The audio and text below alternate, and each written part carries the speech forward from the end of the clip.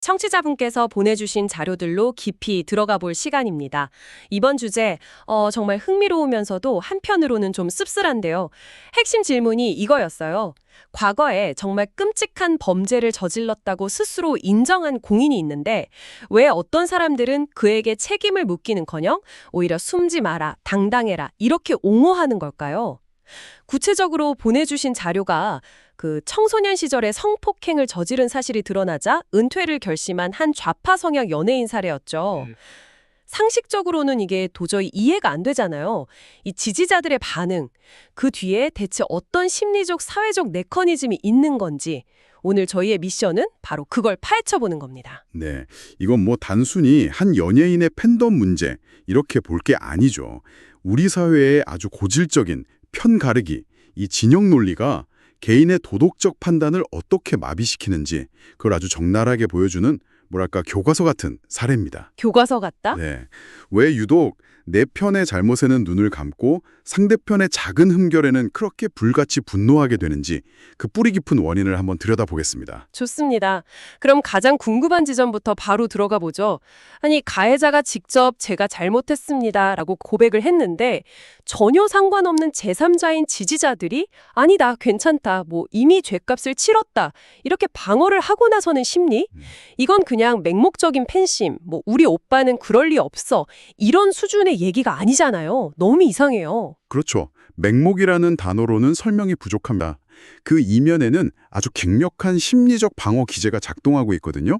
가장 먼저 떠올릴 수 있는 게 인지부조화라는 개념인데요. 혹시 들어보셨나요? 네, 들어본 것 같아요. 내 생각이나 믿음이랑 눈앞에 현실이 딱 부딪힐 때 느끼는 아주 불편한 감정? 뭐 그런 거였죠. 맞습니다. 예를 들면 매일 담배를 피우면서도 흡연은 건강에 치명적이지.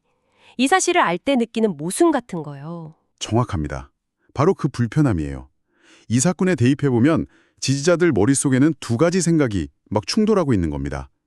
첫째, 내가 오랫동안 지지해온 이 연예인은 사회에 선한 영향력을 끼치는 훌륭한 사람이다 라는 굳건한 믿음. 그리고 둘째, 그가 사실은 씻을 수 없는 성폭행 범죄를 저지른 가해자다 라는 이 끔찍한 현실. 이 둘은 공존할 수가 없죠. 머릿속에서 전쟁이 나는 거군요. 그 불편함을 견딜 수가 없으니까 둘 중 하나를 바꿔야만 마음이 편해지는 거고요. 맞습니다. 여기서 선택지는 두 가지입니다.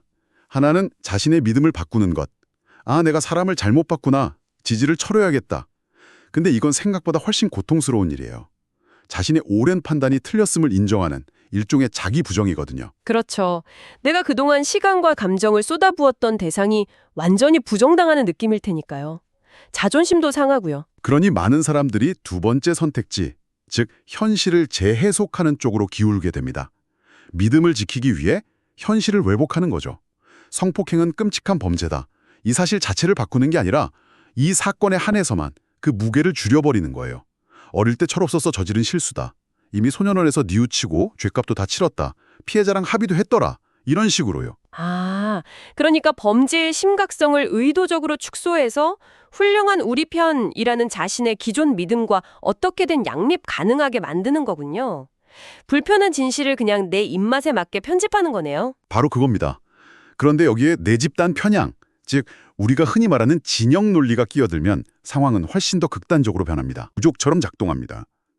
일단 우리 부족이라는 소속감이 생기면 부족 구성원이 외부로부터 공격받는 것을 단순히 개인의 문제로 보지 않아요. 우리 부족 전체에 대한 공격이자 우리 진영의 도덕적 패배로 받아들이는 거죠. 잠깐만요. 근데 그게 가족도 아니고 그냥 TV나 인터넷으로 보던 연예인인데 그 정도로 강력한 우리 편이라는 느낌이 생기나요? 저는 그게 좀 신기하네요. 충분히 그럴 수 있습니다. 특히 그 연예인이 자신의 정치적, 사회적 신념을 대변하는 아이콘 같은 존재였다면 더욱 그렇죠. 그를 지지하는 행위 자체가 자신의 정체성을 표현하는 방식이었던 거예요. 그럴 수 있겠네요. 그러니 그가 무너지는 건 곧 나의 신념과 정체성이 무너지는 것처럼 느껴지는 겁니다. 그래서 물러나지 마라, 당당하라는 외침이 나오는 거죠. 그건 사실 연예인 개인을 향한 격려라기보다는 공격받는다고 느끼는 우리 진영을 향한 방어적 구호에 가까워요. 우리는 여기서 밀리면 안 된다. 이런 심리적 방어선 같은 거죠. 와, 그렇게 보니까 퍼즐이 맞춰지네요. 연예인의 은퇴를 자발적인 반성으로 보는 게 아니라 반대 진영의 부당한 마녀 사냥에 의한 희생으로 프레임을 짜버리는 이유가 그거였군요. 그래야 훌륭한 우리 편이 사악한 적들에게 억울하게 당했다는 서사가 완성되고 자신들의 믿음도 지킬 수 있으니까요. 정말 강력한 자기합리화네요. 결국 이 모든 것은 지지자들 자신의 심리적 평온을 지키기 위한 아주 정교하고 강력한 방어 기제라고 볼 수 있습니다. 자, 그럼 이 논의는 자연스럽게 아주 오래된 질문으로 이어지네요. 능력이 뛰어나면 사생활의 도덕적 흥결은 눈 감아줄 수 있는가? 이 딜레마 말이죠. 보내주신 자료에서 대통령과 빅테크 CEO를 비교한 부분이 아주 날카롭고 인상 깊었는데요. 이 둘을 나란히 놓고 보니 기준이 좀 명확해지는 것 같아요. 네, 그 둘은 아주 좋은 비교 대상입니다. 리더에게 요구되는 도덕성의 무게가 그가 가진 권력의 성격에 따라 어떻게 달라지는지를 명확히 보여주거든요. 먼저 대통령 같은 국가 지도자. 이 사람은 단순히 행정 업무를 잘 처리하는 기술자가 아니잖아요. 그 존재 자체가 국가의 상징이고 얼굴이죠. 그렇죠. 만약 대통령의 도덕성에 심각한 결함이 드러나면 그건 개인의 사생활 문제로 끝나지 않고 국가 전체의 품격과 통치 정당성을 직접적으로 훼손하게 되고요. 맞습니다. 국민의 신뢰가 리더십의 가장 큰 자산인데 그 자산이 파괴되는 거니까요. 그래서 자료에서도 지적했듯이 정치 지도자에게는 높은 도덕성, 그 자체가 리더십을 발휘하기 위한 핵심 능력의 일부로 간주되는 겁니다. 도덕과 능력이 분리될 수가 없는 거죠. 반면에 스티브 잡스나 일론 머스크 같은 기업 CEO는 좀 다른 잣대가 적용되는 것 같아요. 물론 그들도 도덕적이면 좋겠지만 제1의 목표는 결국 회사를 성장시켜서 이익을 내는 거잖아요. 그렇죠. 그래서 사생활이 좀 복잡하거나 성격이 괴팍하더라도 혁신적인 제품으로 시장을 뒤흔들고 주주들에게 막대한 이익을 안겨준다면 용인되는 경향이 있죠. 그렇죠. 시장의 평가는 냉정합니다. 그래서 우리에게 돈을 벌어다 줬는가가 핵심 기준이 되는 경우가 많죠. 하지만 여기서 중요한 포인트가 있습니다.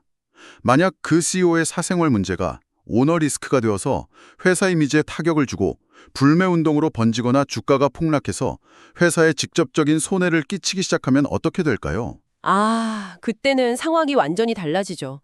그때는 도덕성의 문제가 아니라 주주와 회사의 이익을 지키지 못한 무능의 문제가 되어서 퇴출당하는 거고요. 기준이 아주 명확하네요. 듣고 보니 그러네요. 저도 모르게 TV에 나오는 정치인한테는 거의 성인군자 같은 잣대를 들이대면서 제가 쓰는 제품을 만드는 괴짜 CEO의 사생활에는 별 신경을 안 썼던 것 같아요. 많은 사람들이 무의식적으로 그렇게 판단하죠. 자, 그럼 핵심 질문으로 돌아와서 이번 사례의 배우라는 직업은 어느 쪽에 더 가까울까요? 대통령일까요? CEO일까요? 배우는 대중의 사랑을 먹고 사는 직업이니까 신뢰가 중요하다는 점에서는 대통령 쪽에 더 가까운 것 같은데요? 저도 그렇게 봅니다. 특히 이번 사건처럼 성폭행이라는 중범죄는 다른 도덕적 흠결, 예를 들어 도박이나 음주운전 같은 것과는 차원이 다른 문제예요. 가장 결정적인 차이는 피해자의 고통이 비가역적이라는 점입니다. 비가역적이요? 네, 돈을 갚거나 면허를 다시 따는 것과는 근본적으로 다르죠. 아, 되돌릴 수 없다는 거군요. 그렇습니다. 가해자는 20년 동안 성공한 배우로 대중의 사랑을 받으며 부와 명예를 누렸을지 몰라요. 하지만 그 시간 동안 피해자는 어땠을까요? 평생 지울 수 없는 트라우마 속에서 어쩌면 스크린에 나오는 가해자의 얼굴을 볼 때마다 끔찍한 고통을 되새기며 살아야 했을지도 모릅니다. 이 끔찍한 불균형을 우리 사회가 과연 용납해도 되는 걸까요? 결국 배우라는 직업의 가장 큰 자본은 대중의 호감과 신뢰인데 성폭행이라는 범죄는 그 자본을 영구적으로 파괴해버린 셈이네요. 아무리 연기를 잘한다고 해도 관객들이 스크린 속 그의 얼굴을 보면서 피해자의 고통을 떠올리고 불편함을 느낀다면 공인으로서의 직업적 가치는 이미 소멸했다고 봐야 하는 거군요. 본인이 반성하고 말고와는 완전히 다른 차원의 문제인 거죠. 맞습니다. 연예인의 능력이란 결국 대중의 수용성에 기반하는데 그 기반 자체가 무너진 겁니다. 따라서 이 경우의 은퇴는 도의적인 책임을 지는 행위이자 직업인으로서의 가치가 소멸했음을 인정하는 사회적 책임 이행의 한 형태로 볼 수 있는 거죠. 여기서부터 이야기가 우리 사회에 더 아프고 민감한 곳을 건드리는 것 같습니다. 보내주신 자료에서는 성인지 감수성이라는 개념이 진영 논리와 만나면서 어떻게 모순을 일으키는지 아주 날카롭게 지적해 주셨어요.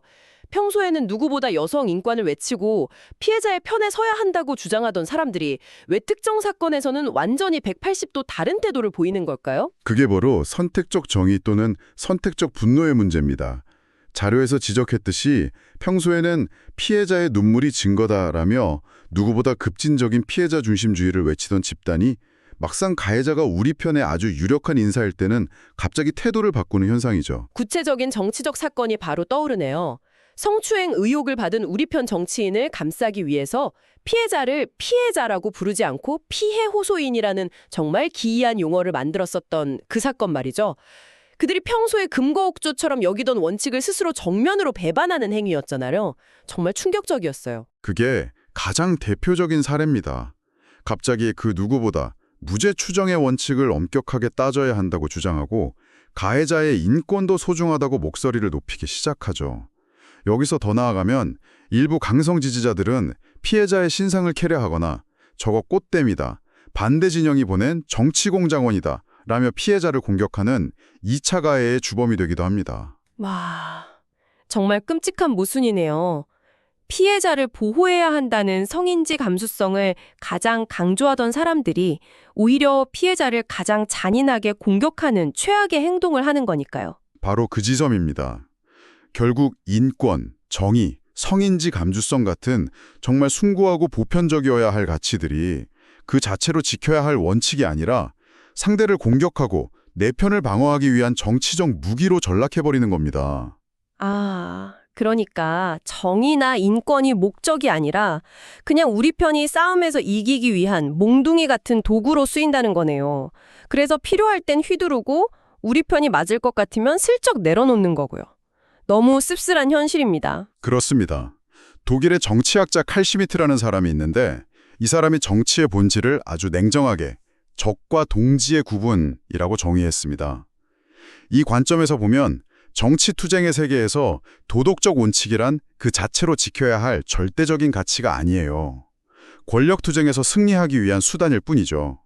내부의 잘못을 깨끗하게 인정하는 순간 그건 상대에게 도덕적 우위를 내주고 싸움에서 지는 것을 의미하기 때문에 본능적으로 덮고 축소하고 왜곡하려는 방어 기제가 작동하는 겁니다. 자, 그럼 이 모든 논의들을 종합해볼 시간이네요.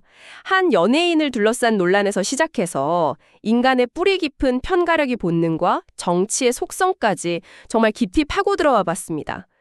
결국 이 현상은 왜 사라지지 않는 걸까요? 보내주신 자료들을 종합해보면 다소 비관적이지만 아주 명확한 결론에 이르게 됩니다. 우리와 그들을 나누는 이런 이분법적 사고는 단순히 몇몇 사람들의 나쁜 버릇이 아니라는 겁니다. 이건 오히려 우리 뇌의 기본적인 작동 방식, 일종의 기본값에 가깝다는 거죠. 뇌의 기본값이요? 네. 인지심리학에서는 이걸 인지적 구두쇠 이론이라고 부릅니다. 말 그대로 우리 뇌는 생각하는 지독한 구두쇠라는 뜻이에요. 가능한 한 정신적 에너지를 아끼려고 하죠. 좀 더 쉽게 설명해 주실 수 있을까요? 예를 들어 우리가 맛집을 고를 때 수백 개의 리뷰를 하나하나 다 읽고 분석해서 최적의 결정을 내리기보다는 그냥 별점이 제일 높은 곳이나 친구가 추천해 준 곳으로 가잖아요. 네, 딱 그렇죠. 그게 훨씬 편하니까요. 바로 그겁니다. 복잡한 세상을 이해할 때도 우리 뇌는 똑같은 지름길을 찾습니다.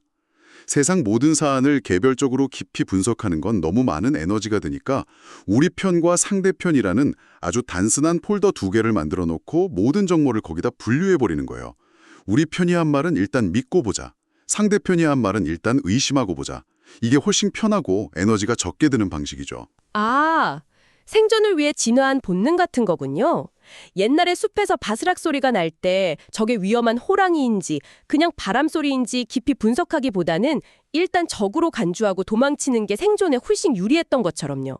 그 본능이 현대사회의 복잡한 정치 문제에 그대로 적용되면서 부작용이 생기는 거고요. 정확한 비유입니다. 그리고 이런 뇌의 작용은 아주 유연한 단계로 이어지기 쉬운데요. 바로 상대편에 대해서는 복잡한 마음이나 선한 의도가 없을 거라고 단정해버리는 비인간화 현상입니다. 내 편은 때로 실수도 하고 나름의 이유가 있어서 고뇌도 하는 복잡하고 입체적인 인간으로 보지만 상대편은 그저 탐욕스럽거나 사악하거나 멍청한 아주 단순하고 평면적인 존재로 여기게 되는 거죠.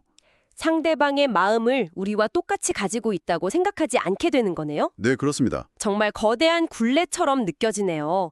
편가르기를 하도록 설계된 생물학적 본능과 적과 동지를 나눠 싸우는 정치의 속성이 서로 맞물려서 계속해서 증오를 증폭시키는 시스템 같달까요?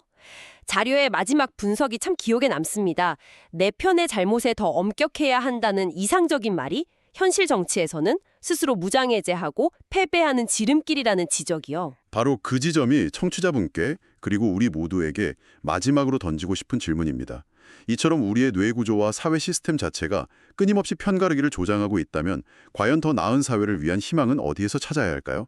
정치인들이 스스로 변해서 적을 이롭게 하는 성인군자 같은 행동을 하기는 어려워 보입니다. 그쵸. 그들은 그렇게 행동하면 바로 선거에서 지고 정치 생명이 끝나버릴 테니까요. 그렇다면 변화의 책임은 결국 누구에게 있을까요?